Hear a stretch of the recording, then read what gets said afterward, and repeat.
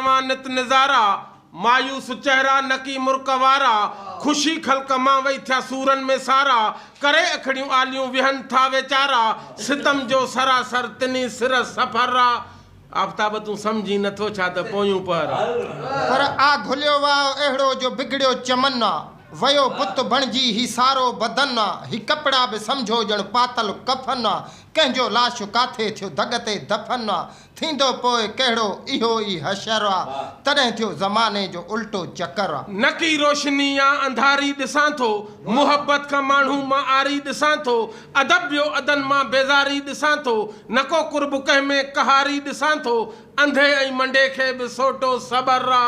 उसा ख़लीफ़ा तूं समझी नथो छा त पोयूं पर जे वञे थो काॾे त रोडुई बिलाका आ राइफल में गोली ऐं दग ते धमाका पो पैसो न ज़ेवर न बचंदी पोशाका बणियो भाव भाव जे कीअं रत जो पियाका फुरियूं खून धाड़ा ज़ुल्म ऐं जबर तॾहिं थियो ज़माने जो उल्टो चकर आ उल्टी अदालत फरियादीअ खे फाही भागे ते बेहद वरी सीटिया सिपाही दिना तो न डोकड़ आ तुंहिंजी लुचाई चुगल खोर चमचन जी इज्जत इलाही ज़माने जो हाणी थियो अहिड़ो असर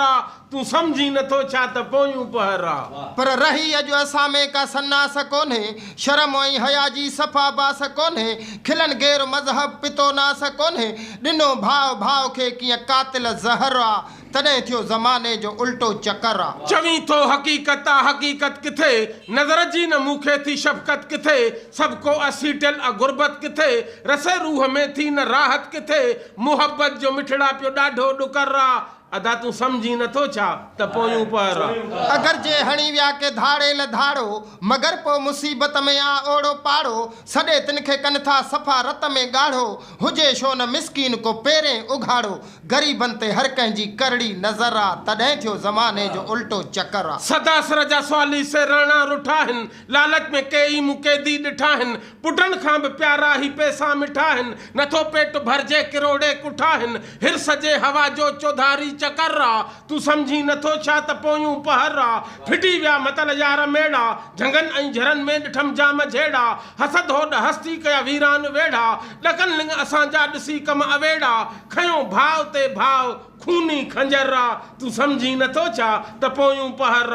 आयो दौर अहिड़ो ज़ुल्मात जो थियन की सके ॾाथा ॾींहं रात जो न कहकाव कंहिंखे कहीं ज़ात जो हर साह ते आई सकरात जो हिक ॿिए जो वेरी थियो घर घर तू समझी नथो छा त पोयूं पहर ॾाढा ॾितल ॾमर जूं पाड़ूं पटींदो परवर ॾुकर ऐं ॾचे खां कंदो दूर ॾातर मुहम्मद जे मुहाबे कंदो कुर्ब कादिर ईंदो इमाम महदी ॾींदो अमन जो आदर थींदा सुकर सणायूं दुखी दही दहर तू समझी नथो छा त पोयूं पहर तू समझी नथो छा त पोयूं पहर पर रब राज़ी थी असां ते राज़ को रहम कंदो वाली वारसो असांजो आ मालिक मुल्क संदो जुमले जोड़ जहान ते मींह रहमत संदो वसंदो आलम सजे ते अबड़ो चए हू कादिर कुर्ब कंदो ही बंदो आहे गंदो परवर रखंदो पनाह में